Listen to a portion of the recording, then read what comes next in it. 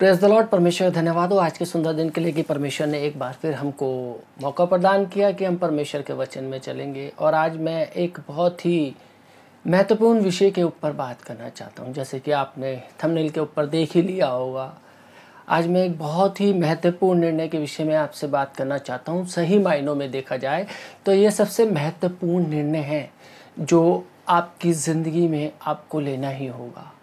आप कौन सी पाठशाला में जाएंगे, कौन से कॉलेज में जाएंगे, कौन से कैरियर का चुनाव करेंगे, किसी के साथ शादी करेंगे या फिर कहाँ रहेंगे, इन सभी प्रश्नों के निर्णय में ये निर्णय आपके लिए सबसे अधिक महत्वपूर्ण होने वाला है। ये निर्णय सार्वकालीन जीवन के बारे में है। इसके बारे में ज़रूर विचार कीजिएगा। अनेक लोग सिर्फ आपके आने वाले आज या कल के बारे में सोचते हैं, कुछ लोग आने वाले महीनों के बारे में सोचते हैं, तो कुछ लोग रिटायरमेंट के बाद की ज़िंदगी के बारे में सोचते हैं।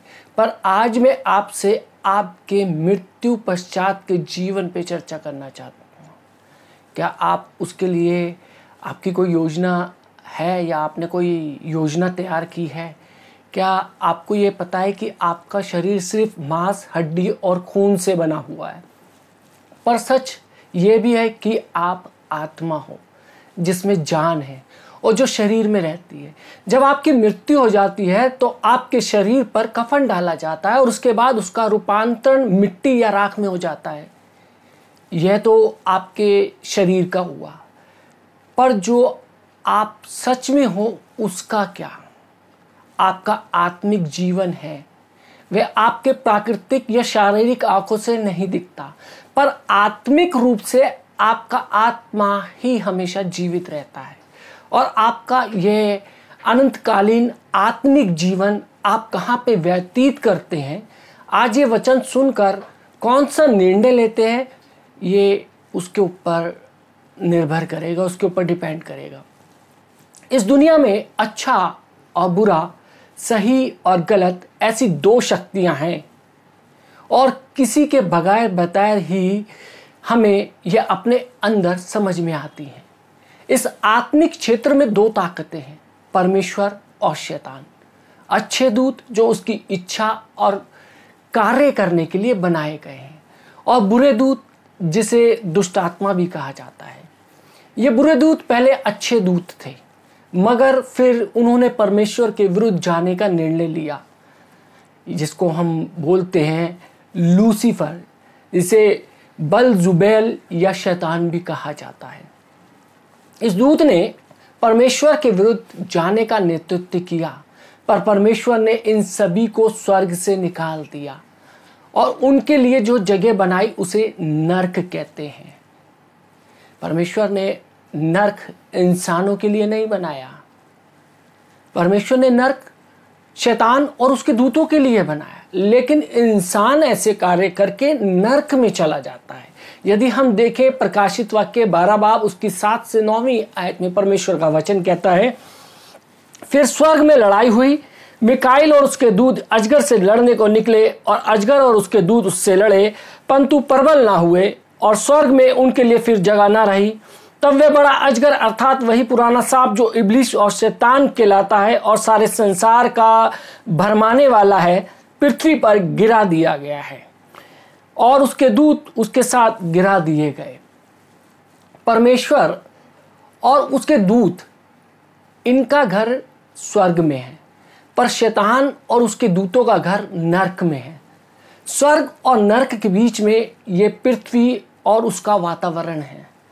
पृथ्वी और इसका वातावरण में अच्छे और बुरे दूत दोनों ही हमेशा मंडलाते हैं। ऐसा नहीं है कि बुरी आत्माएं, दुष्ट आत्माएं इस संसार के अंदर मंडलाती रहती हैं, लेकिन यहाँ पर दुष्ट आत्माएं भी और पवित्र आत्माएं भी, यानी कि अच्छे दूत भी और बुरे दूत भी मंडलाते हैं। बाइबल हमें पहला पतरस 5 बाब और 8वीं आयत में बताते हैं कि सचेत हो और जागते रहो, क्योंकि तुम्हारा विरोधी शैतान गरजने वाले सिंह के समान इस खोज में रहता है कि किसको फाड़ खाए। इस तरह परमेश्वर के लोगों की इस विरोधी शैतान से रक्षा करने का, हमेशा उसके साथ रहने का जो काम परमेश्वर द्वारा दिया गया है, वह करने के लिए पवित्र आत्मा भी हमेशा मंडाता रहता है। जब शैतानी दूत आपके आसपास होते हैं जो हमारे को अपनी आंखों से नहीं दिखाई देते हैं लेकिन वो होते हैं, उसी प्रकार से पवित्र आत्मा भी हमारे आसपास मंडलाता है, परमेश्वर का आत्मा भी हमारे पास मंडलाता है। इस तरह ऐसे लोग जिन्होंने अभी तक परमेश्वर और उसके मार्गों को नहीं अपनाया, ऐसे लोगों को परमेश्वर के लिए जितने और प्राप्त करने का काम भी पवित्र आत्मा करता है। आपके जीवन के लिए निर्णय लेना या चुनाव करना ये सिर्फ आपके हाथ में है, कोई दूसरा व्यक्ति आपके लिए वो नहीं कर सकता। परमेश्वर ने आपको स्वतंत्र रूप से और स्वतंत्र इच्छा शक्ति से निर्माण किया है, इसलिए आप उसे स्वीकार करें। जबरदस्ती वह आपसे कभी नहीं करेगा। उसने अपने दूतों पर भी कभी भी जबरदस्ती नहीं की। याद रखिए कि उन्होंने खुद अपने गलत निर्णयों के द्वारा अपने आप पर दंड ओढ़ लिया, यानी कि शैतान और उसके दूतों ने। क्या आपका नया जन्म हुआ है? नया जन्म होने का मतलब क्या है? भाई कई बार मेरे पास ऐसे प्रश्न आते हैं और बहुत से लोग पूछते हैं मेरे पे व्हाट्सएप पे और मेल पे, और ऐसे प्रश्न आते हैं कि नए जन्म होने का मतलब क्या है। तो मैंने सोचा कि क्यों ना इस विषय के ऊपर मैं लोगों को जागरूक करूं कि नए जन्म का मतलब क्या है। नए जन्म के विषय में बाइबल क्या कहती है? यदि हम देखें यूहन्ना 3 बाब और उसकी 3री आयत में परमेश्वर का वचन कहता है कि यीशु ने उसको उत्तर दिया, मैं तुझसे सच सच कहता हूं, यदि कोई नए सिरे से ना जन्मे तो परमेश्वर का राज्य नहीं देख सकता। निकोदेमुस नाम के जिस मनुष्य के साथ यीशु बोल रहे थे, उसने कहा मनुष्य जब बूढ़ा हो गया है तब कैसे जन्म ले सकता है? यदि इसकी आगे की वर्ष को हम अपनी बाइबल के अंदर देखें या गूगल पे सर्च करें तो सारे रेफरेंस हमारे को मिल जाएंगे इसका पूरा का पूरा। तो उसने कहा कि जब मनुष्य बूढ़ा हो गया तो जन्म कैसे ले सकता है? क्या वो अपनी माता के गर्भ में दूसरी बार प्रवेश करके जन्म ले सकता है? शायद आप भी यही सोच रहे होंगे कि जिस मनुष्य का जन्म एक बार हो चुका है उसका जन्म वापस कैसे हो सकता है। पर मुझे ये स्पष्ट करने दो कि यहाँ पर यीशु शारीरिक जन्म के विषय में नहीं, वो आत्मिक जन्म के विषय में बता रहा है। जैसा कि मैंने पहले ही बताया था कि आप आत्मा हो, आप में जान है और आप एक शरीर में रहते हैं, पर बाइबल हमें ये बताती है कि पाप के कारण हमारी आत्मा और जान मृतक हो गए हैं। आप आईने में अपने आप को, अपने शरीर को देख सकते हैं, आप सांस ले सकते हैं, आप ये कह सकते हैं कि आप जीवित हैं, पर क्या जिसे आप जीवित कह रहे हैं क्या वो सच में जीवित है? क्या आप जीवित हैं? और आपकी अंतर आत्मा संपूर्ण रूप से प्रकाशित है? क्या आपके जीवन में शांति है? क्या आप अपने आप से खुश हैं? क्या आप अपने आप को पसंद करते हैं? क्या आप मृत्यु से घबराते हैं? ये सभी प्रश्न आप अपने आप से पूछना जरूरी है। अपने आप से जरूर पूछिए। ये जितने भी प्रश्न मैंने बताए इन सबों को अपने आप से जरूर पूछिए। आप अपने चेहरे पर हंसी ला सकते हैं पर अपनी अंतर आत्मा में नहीं। जब यीशु नए जन्म के विषय में बोल रहे थे तब वे ये सिखा रहे थे कि परमेश्वर में होने के लिए आपका आंतरिक मनुष्य जीवन होना जरूरी है। यूहन्ना 3 बाब और उसकी 16वीं आयत में वचन कहता है, क्योंकि जो शरीर से जन्मा है वो शरीर है और जो आत्मा से जन्मा है वो आत्मा है। जब माताएं बच्चे को जन्म देती हैं तब वह शरीर से जन्मे शरीर है, पर जब पवित्र आत्मा आपके मानवीय आत्मा में आता है तब आपका आत्मा द्वारा आत्मिक जन्म होता है। इसी को नया जन्म कहते हैं। सिर्फ एक ही तरीके से पवित्र आत्मा आपके आत्मा में आ सकता है। जिस प्रकार हमारा शरीर जन्म एक ही प्रकार से होता है वैसे ही हमारा आत्मिक जन्म का भी एक ही रास्ता है। जैसे आपको शारीरिक जन्म प्राप्त करने के लिए कुदरत के जन्म प्रक्रिया से जाना ही पड़ता है, वैसे ही आपका आत्मिक जन्म भी खुद प्राप्त नहीं कर सकते। अगर आपको आत्मिक तरीके से नए जन्म चाहिए तो आपको क्या करना होगा, ये प्रश्न अब हमारे सामने है। पहले तो आप ये जान लें कि आपके जीवन के पापों के कारण आप आत्मिक रूप से मृतक हैं, मरे हुए हैं। बाइबल हमें बताती है क्योंकि सब ने पाप किया है और वे सब परमेश्वर की महिमा से वंचित हैं। इस दुनिया में कोई भी व्यक्ति पाप रहित या पवित्र नहीं है, इसलिए आप पापी हो, ये कबूल करने से आप कभी भी ना डरें। बाइबल हमें बताती है कि यदि हम कहें कि हम में कुछ भी पाप नहीं तो हम अपने आप को धोखा देते हैं और हम में सत्य नहीं है। यदि हम अपने पापों को मान लें तो वह हमारे पापों को क्षमा करने और हमें सब अधर्मों से शुद्ध करने में विश्वास योग्य और धर्मी है। मेरे अजीजों, यही सुसमाचार है, इसके अलावा सुसमाचार और कुछ नहीं है। यदि आपको मानने हैं कि आप पापी हैं तो अब हमने अपने नए जन्म की ओर अपना पहला कदम उठाया है। मानना पड़ेगा कि आप पापी हैं, तभी आप अपने नए जन्म की ओर पहला कदम उठाते हैं। अपने पाप मानना मतलब अपने जीवन की सत्यता का सामना करना। सत्य का सामना करना बहुत कठिन होता है। अपनी गलतियों को मानना बहुत कष्टदायी होता है। शैतान हमेशा आपको धोखे में रखना चाहता है, पर आप हमेशा सत्य का सामना करें, ऐसा परमेश्वर चाहता है। अब दूसरा कदम यह है कि आप अपने पापों को कबूल करें। कबूल करना मतलब निर्भयता से सच बोलना है, बड़े बेधड़क होकर सच बोलना। यदि आप आपकी सारी गलत बातों को या पापों को अपने सच्चे दिल से कबूल करें और उस पाप की खाई से बाहर निकलने की इच्छा रखें तो आपके पापों की क्षमा हो सकती है। आप अपने पाप किसी के सामने कबूल कर सकते हैं। आपके पाप आपके उस स्वर्गीय पिता के पास, सिर्फ उसी के पास कबूल कर सकते हैं। किसी व्यक्ति विशेष के पास कबूल करने की जरूरत नहीं है, लेकिन परमेश्वर के पास, स्वर्गीय पिता के पास अपने उस पापों को कबूल कर सकते हैं, क्योंकि आपको आपके पापों से शुद्ध और मुक्त करने का यही परमेश्वर का सच्चा मार्ग है। अपने पापों को परमेश्वर के पास कबूल करने के द्वारा आप उन पापों से मुक्त हो और आपके जीवन में उस पाप की जगह पाप क्षमा ले लेती है। अपने पापों से शुद्ध होना यह आपके अंतर आत्मा में स्नान करने जैसा, यानी कि नहाने जैसा है। बाहर से तो आप खुद स्नान कर सकते हैं, अपने को साफ कर सकते हैं, परंतु केवल यीशु मसीह आपको अंदर से साफ कर सकता है, आपको भीतर से साफ कर सकता है। मैंने कई जगह यीशु मसीह का जिक्र किया है, पर अब तक यह स्पष्ट नहीं किया है कि यीशु मसीह कौन है, क्योंकि उसके बगैर परमेश्वर के पास जाने का वही एक सत्य मार्ग है। और यीशु मसीह को जाने बगैर नया जन्म होना भी असंभव है। जैसा कि मैंने पहले ही बता दिया कि आपको सबसे महत्वपूर्ण निर्णय लेना है, तो आपको उस महत्वपूर्ण निर्णय का हर एक रिश्ता यीशु कौन है और उसने आपके लिए ऐसा क्या किया, इससे जुड़ा हुआ है। उसको जानने समझने के बाद आप उस पर विश्वास करें या अपने उसी अंधकार की राह में चले, इसका निर्णय लेना काफी आसान हो जाएगा।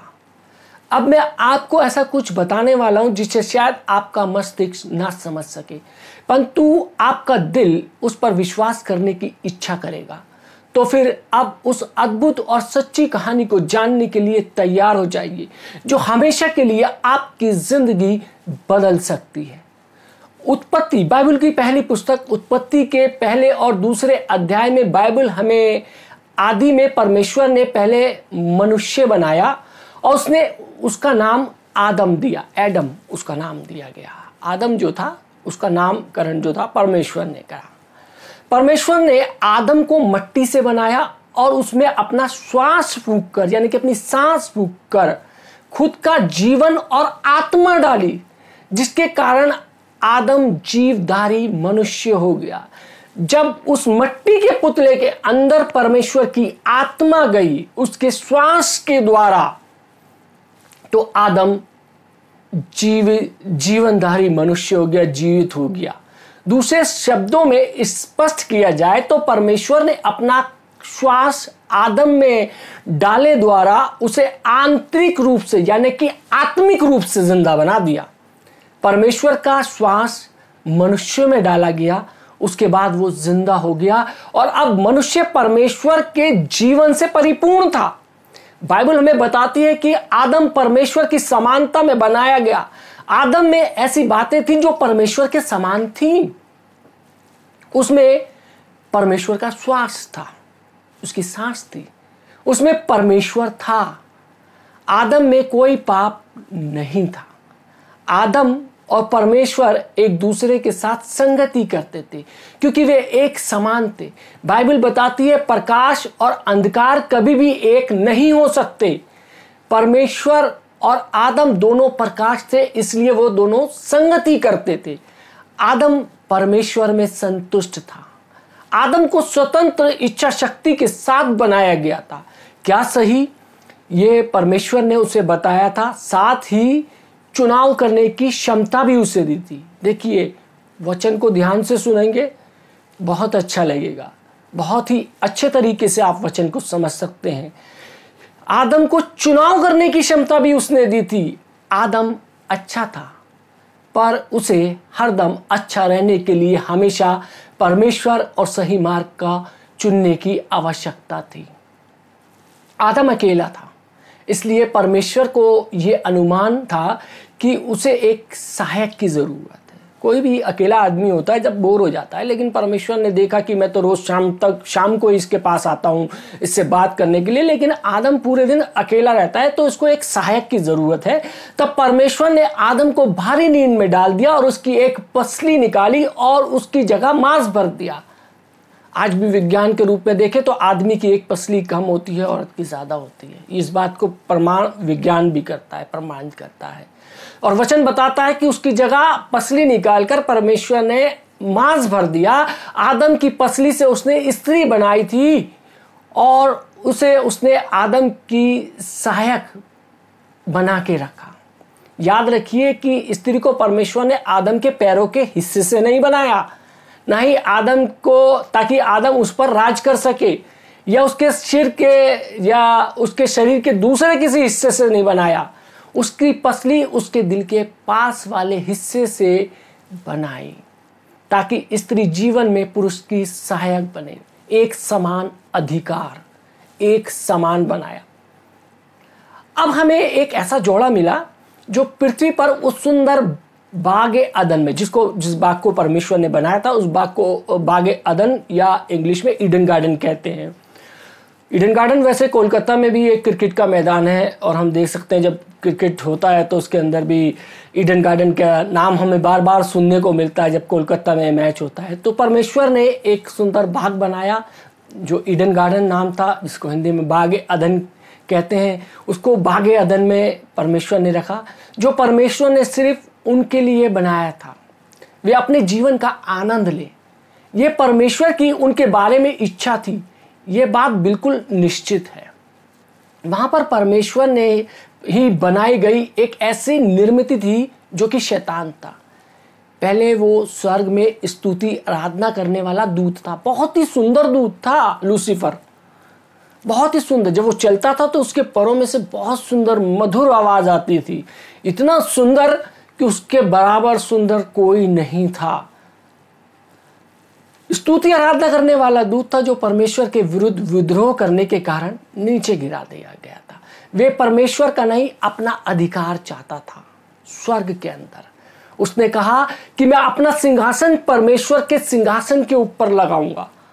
इस विद्रोह में जो दूत जो थे, जो उसके साथ हुए थे, वे भी उसके साथ स्वर्ग से नीचे गिरा दिए गए, निकाल दिए गए। उनके लिए नरक बनाया गया।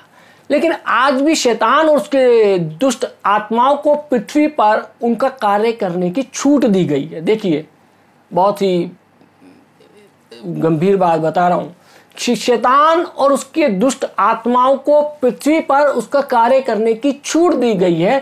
परमेश्वर की योजना के अनुसार शैतान और उसके दूतों को नरक में डाला जाने वाला है। वो नरक में डाले जाएंगे। परंतु मनुष्य को निर्णय लेने का, चुनाव करने का स्वतंत्र अधिकार दिया गया है।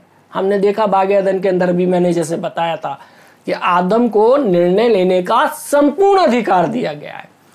इसलिए शैतान को आज भी पृथ्वी पर खुला छोड़ दिया गया है, क्योंकि चुनाव के नियम के अनुसार चुनाव के लिए एक से अधिक विकल्प का होना जरूरी है। परमेश्वर जीवन, प्रकाश, आनंद, विश्वास, शांति, धार्मिकता, आशा और सभी अच्छी बातें प्रदान करता है, तो दूसरी तरफ शैतान मृत्यु, अंधकार, निराशा, दुख, सर्वनाश, भय, दहशत और सब बुरी बातें प्रदान करता है। मुझे लगता है क्यों कोई शैतान और उसके मार्गों को चुनेगा, पर सच्चाई यही है कि बड़ी संख्या में लोग वही करते हैं। बहुत लोग ज्ञान के अभाव में गलत रास्ता चुनते हैं। इस संसार के अंदर हम देखते हैं ज्ञान नहीं है, परमेश्वर को नहीं जानते हैं, इन सारी चीज़ों को नहीं जानते हैं जो इस संसार के बनाने से पहले हुई और इस संसार के बनाने के बाद हो रही हैं। वो लोग, बहुत कम लोग हैं जो ज्ञान के अभाव में गलत रास्ता चुन रहे हैं। परमेश्वर का वचन यदि हम देखें, होशे नबी की पुस्तक 4 बाब और 6 आयत में हमें बताता है कि मेरे ज्ञान के ना होने से मेरी प्रजा नाश हो गई। शायद आज तक अच्छा या बुरा निर्णय लेने का ज्ञान आपको नहीं था। आपने शायद कभी ये सुना भी नहीं होगा जो वचन आज मैं आपको सुना रहा हूं। मैं ये इसलिए कह रहा हूं ताकि हजारों लोग अच्छा निर्णय लेने के लिए तैयार हो सके। मैं आपको विवश नहीं कर रहा हूं, मैं आपको प्रेशराइज नहीं कर रहा हूं। निर्णय आपको लेना है। जब परमेश्वर ने प्रेशराइज नहीं किया मनुष्य को, उसके ऊपर दबाव नहीं डाला, तो मेरी कुछ हैसियत नहीं है कि मैं आप लोगों के ऊपर दबाव डालूं। खैर, अपनी कहानी को हम आगे बढ़ाते हैं। आदम को बागे अदन यानी कि ईडन गार्डन में अपने जीवन का जो था वो आनंद ले रहा था। परमेश्वर ने उन्हें पृथ्वी का अधिकार दिया और उन्हें क्या करना है और क्या नहीं करना है ये भी बता दिया। अच्छा क्या है और बुरा क्या है, सारी बातों से अवगत करा दिया। याद रखिए, उनको स्वतंत्र निर्णय लेने की क्षमता थी। उनका जीवन आशीषित हो और उसके लिए उन्हें क्या करना चाहिए परमेश्वर उन्हें बताना चाहता था, लेकिन उन पर उसने कभी भी जबरदस्ती नहीं की। बता दिया भैया अच्छा ये है, बुरा ये है, निर्णय आपको लेना है। यदि हम देखें उत्पत्ति 2 बाब और उसकी 17वीं आयत में परमेश्वर का वचन कहता है, पर भले या बुरे के ज्ञान का वृक्ष, जो वृक्ष है उसका फल तू कभी ना खाना, क्योंकि जिस दिन तू उसका फल खाएगा उसी दिन तू अवश्य मर जाएगा। ये परमेश्वर ने कहा आदम को। अब आप शायद ये सोचेंगे कि परमेश्वर ने वो वृक्ष लगाया ही क्यों। प्रश्न आता है जब हम अध्ययन करते हैं, तो ये प्रश्न आता है कि वो वृक्ष परमेश्वर ने वहां लगाया ही क्यों और फिर उसके फल ना खाने की आज्ञा भी क्यों दी। याद रखिए, चुनाव या निर्णय लेने के नियम के अनुसार आपके सामने एक से अधिक विकल्प होना जरूरी है, तभी आप स्वतंत्र महसूस कर सकते हैं। परमेश्वर की आज्ञा मानने के लिए, उसके सामने ना मानने के लिए भी तो कोई दूसरा विकल्प होना चाहिए था। वही परमेश्वर कहता है ये करना यही करना, तो वो एक ही विकल्प होता। मानना और ना मानने के लिए दूसरा विकल्प होना बहुत जरूरी था। परमेश्वर उनसे प्रेम और आज्ञा पालन चाहता था। आज्ञा पालन सही मामले में प्रेम का फल है। परमेश्वर को वही चाहिए था, लेकिन यदि वो ये प्रेम, आज्ञा पालन अपने पूरे दिल और पूरे मन से ना दे तो उसका क्या फायदा था। क्या आपको यह अच्छा लगेगा यदि कोई आपसे इसलिए प्रेम करे क्योंकि उसके सामने कोई दूसरा रास्ता ही ना हो, जबरदस्ती हो, जबरदस्ती प्रेम कर रहे हैं। परमेश्वर ने मनुष्य को स्वतंत्र इच्छा शक्ति के साथ बनाया और उसके सामने कुछ महत्वपूर्ण रास्ते रखे। आज आप भी उसी परिस्थिति में हैं। आपके पास भी एक स्वतंत्र इच्छा शक्ति है और आपको भी एक महत्वपूर्ण निर्णय लेना है। आदम और हव्वा परमेश्वर की संगति का, उस बाग का, अच्छे अच्छे फलों का और कई अच्छी अच्छी चीजों का अपने जीवन में आनंद ले रहे थे। उत्पत्ति 3 हमें बताता है कि शैतान सांप के रूप में हव्वा के सामने प्रकट हुआ। उस वक्त वह सांप शैतान से नहीं घबराई, मगर शायद आज आप और मैं घबरा जाएं। यदि हमारे सामने सांप आ जाए तो हम एकदम घबरा जाएंगे। सांप के रूप में उसने हव्वा से ऐसे प्रश्न पूछे जिसे वे सोच में पड़ गई। ज़्यादा तर्क जो होता है ना, इंसान को भ्रमित कर देता है, और यही हव्वा के साथ हुआ। उसने ऐसे ऐसे प्रश्न पूछे कि वो सोच में पड़ गई। उसने क्या कहा कि क्या सच में परमेश्वर ने हमें उस भले और बुरे वृक्ष के फल को खाने से मना किया है? क्या सच में परमेश्वर ने, शैतान ने ऐसा प्रश्न पूछा? यदि हम देखें 2 कुरिन्थियों 10 बाब 4 और 5वीं आयत में हमें बताया गया कि हमें ऐसी कल्पना और ऊंची बातों के बारे में बताता है जो हमें परमेश्वर के सत्य ज्ञान से दूर करता है। सच तो यह है कि परमेश्वर कभी भी नहीं चाहता था कि मनुष्य पाप या बुरी चीज़ों के बारे में जाने, पर यह याद रखिए कि निर्णय उन्हें ही लेना था। परमेश्वर ने आदम से कहा था कि यदि वे उस वृक्ष का फल खाएगा तो अवश्य मर जाएगा। आदम शारीरिक रूप से भी और आत्मिक रूप से भी अमर था। उसके कहने का मतलब था कि यदि हम देखें तो वो आत्मिक रूप से जो था वो मर गया, शारीरिक रूप से भी मरा और आत्मिक रूप से भी मर गया। उसके अंदर से प्रकाश निकल जाएगा और वो अंधकार बन जाएगा। सांप ने हव्वा से झूठ कहा। उसने कहा तुम निश्चय ना मरोगे। उसने जो कहा था वो परमेश्वर के कहने के बिल्कुल विरुद्ध था, इसलिए वह झूठा था। परमेश्वर का वचन सत्य है। यहाँ शुरू में ही आप शैतान का स्वभाव देख सकते हैं। वो परमेश्वर के बिल्कुल विरुद्ध है। वो सब जो अच्छा है वह आपको मिलेगा, ऐसी परमेश्वर की इच्छा है। पर शैतान आपका विनाश करना चाहता है और अपनी ये इच्छा वह आज भी वैसे ही पूर्ण करता है जैसे उसने हव्वा के साथ किया। शैतान अब भी झूठ बोलकर, फंसाकर और झूठी कल्पनाओं के प्रश्न उपस्थित कर रहा है, जिसके कारण हव्वा उन झूठी कल्पनाओं और झूठी बातों में आ गई जो परमेश्वर के ज्ञान के खिलाफ थी। वो शैतान की बातों में आ गई थी और उसने उसकी सलाह मानकर अपने पति को भी उसमें शामिल किया। परमेश्वर ने जिस वृक्ष का फल खाने को मना किया था उस वृक्ष का फल उन्होंने खाया। इसका परिणाम वही हुआ जो परमेश्वर ने पहले से ही बता दिया था। वो मर गए आत्मिक रूप से। अगली बार जब परमेश्वर आदम और हव्वा को मिलने आया तब वे उससे छुप गए। आदम और हव्वा छुप गए क्योंकि वचन बताता है कि रोज शाम को परमेश्वर उनके साथ संगति करने के लिए आता था, क्योंकि उन्हें ज्ञात हो गया था, क्योंकि वो नंगे हैं।